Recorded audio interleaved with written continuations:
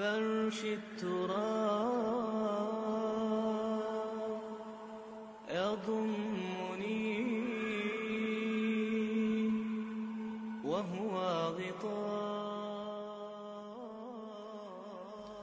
le Coran, Dieu attire notre attention à un attribut très important du ciel.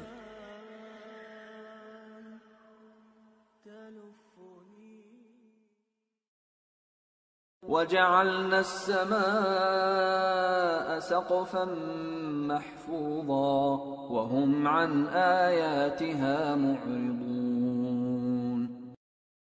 Nous avons fait du ciel une voûte protégée, et pourtant ils se détournent de nos signes.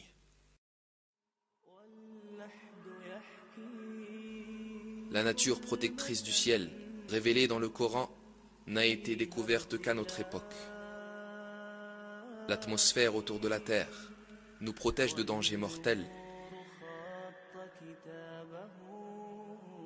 détruisant de nombreux météores, grosses et petites. Lorsqu'ils s'approchent de la Terre, elle les empêche de tomber sur Terre et de blesser les êtres vivants.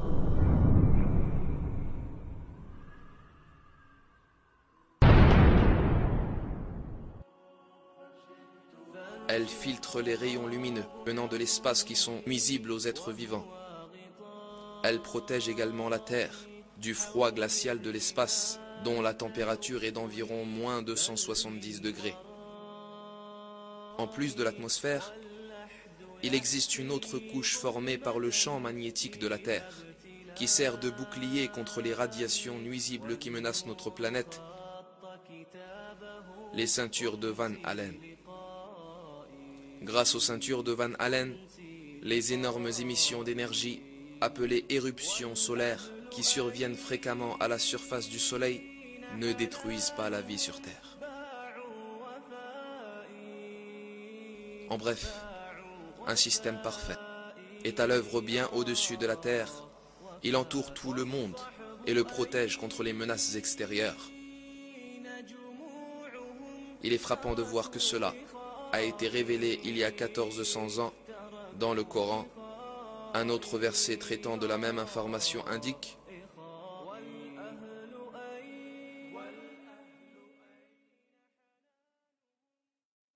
الذي جعل لكم الأرض فراشا والسماء بناء وأنزل. C'est lui qui vous a fait la terre pour lit et le ciel pour toit.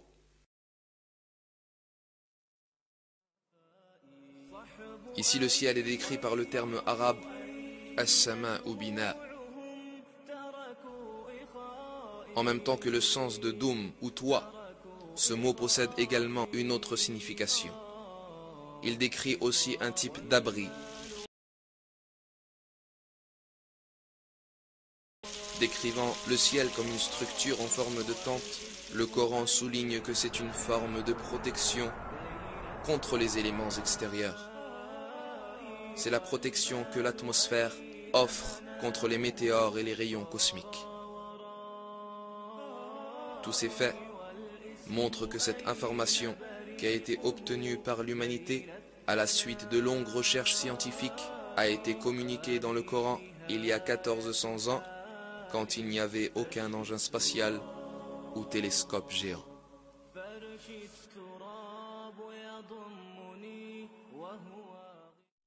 لا عاد تصرخ تنادي وانت بذا الهجر بادي لقلبك انه جمادي تسمع لقال وقيل. لا عاد تصرخ تنادي وانت بذا الهجر بادي لقلبك انه جمادي تسمع لقال وقيل. Le Coran met un accent particulier sur un élément,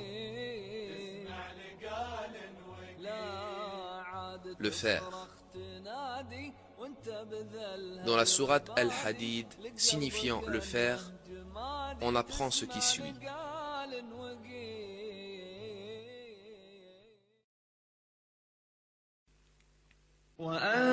وأنزلنا الحديد فيه بأس شديد ومنافع للناس. Et nous avons fait descendre le fer, dans lequel il y a une force redoutable, aussi bien que des utilités pour les gens.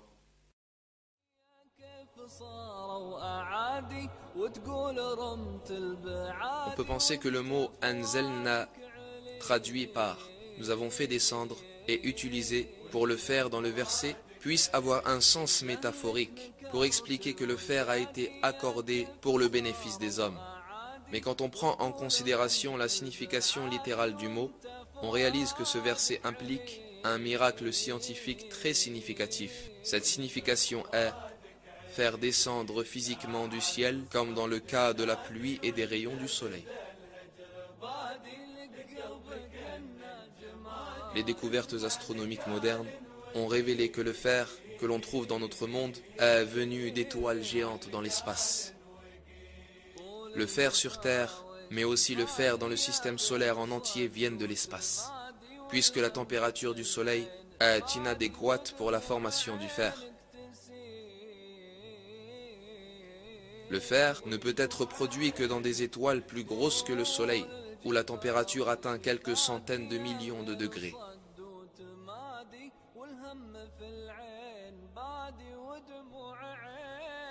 Quand la quantité de fer excède un certain niveau dans une étoile, celle-ci ne peut plus s'en accommoder et elle finit par exploser en ce qu'on appelle une nova ou supernova.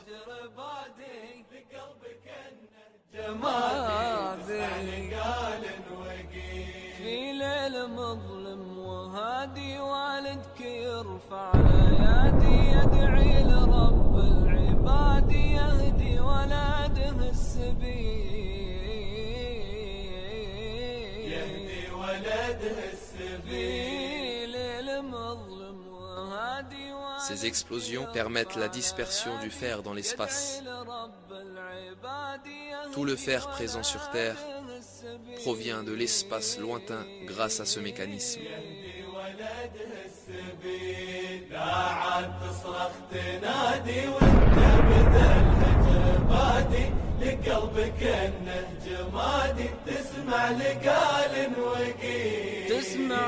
En d'autres mots, le fer est descendu sur Terre. Comme nous l'apprend le verset, il est clair que cette information n'a pas pu être établie au 7e siècle, quand le Coran fut révélé.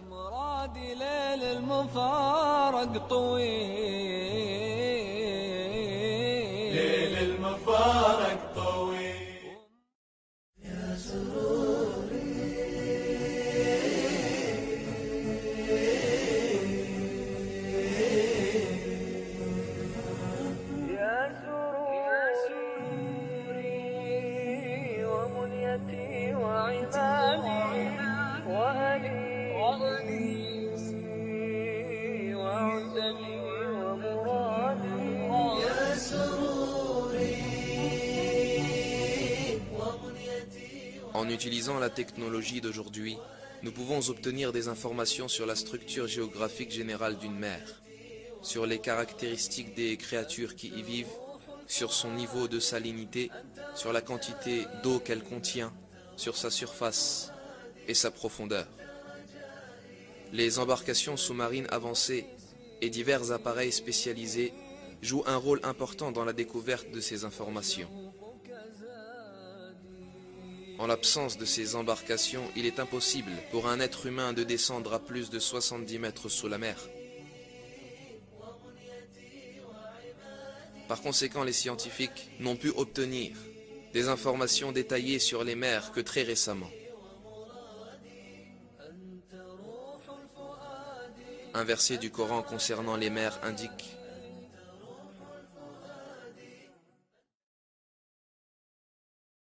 أو كظلمات في بحر لجي يغشاه موج من فوقه موج من فوقه سحاب ظلمات بعضها فوق بعض إذا أخرج يده لم يكد يراها. Les actions des mécréants sont encore semblables à des ténèbres sur une mer profonde. Des vagues la recouvrent, vagues au-dessus desquelles s'élèvent d'autres vagues, sur lesquelles il y a d'épais nuages, ténèbres entassées les uns au-dessus des autres. Lorsque quelqu'un étend la main, il ne la distingue presque pas.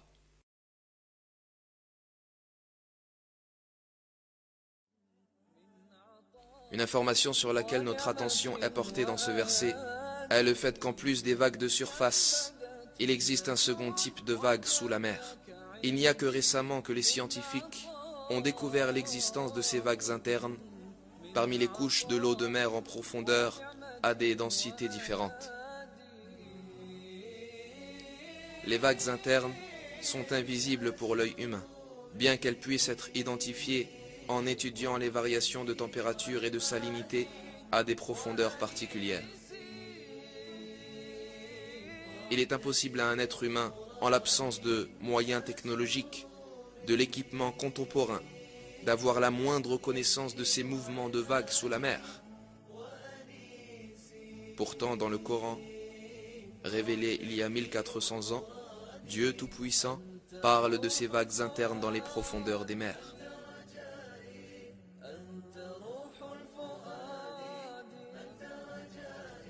Le fait que cette information se trouve dans un verset, à une époque où les hommes n'avaient pas l'occasion de plonger sous les mers et de mener des recherches, démontre clairement, et une fois encore, que le Coran est la parole de Dieu.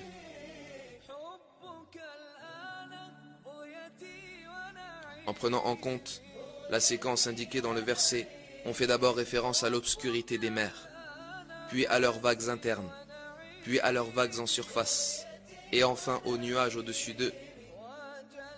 Le point nécessitant une attention spéciale est qu'il y a de l'obscurité en dessous de tout ceci.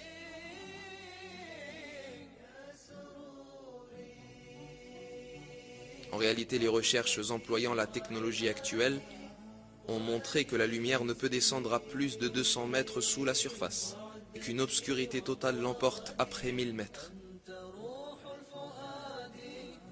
Mais en l'absence d'appareils sous-marins avancés, il est impossible qu'un être humain descende à de telles profondeurs.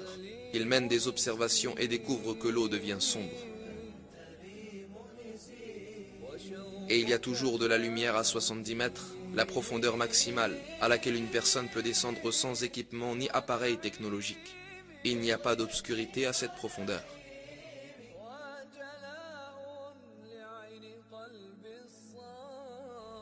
Il était donc impossible qu'au 7e siècle, quand le Coran fut révélé, que des hommes aient pu plonger sans appareil spécial ni bouteille d'oxygène et aient pu découvrir l'obscurité des mers. Le fait que l'obscurité des mers soit révélée dans le Coran est un autre de ces miracles scientifiques.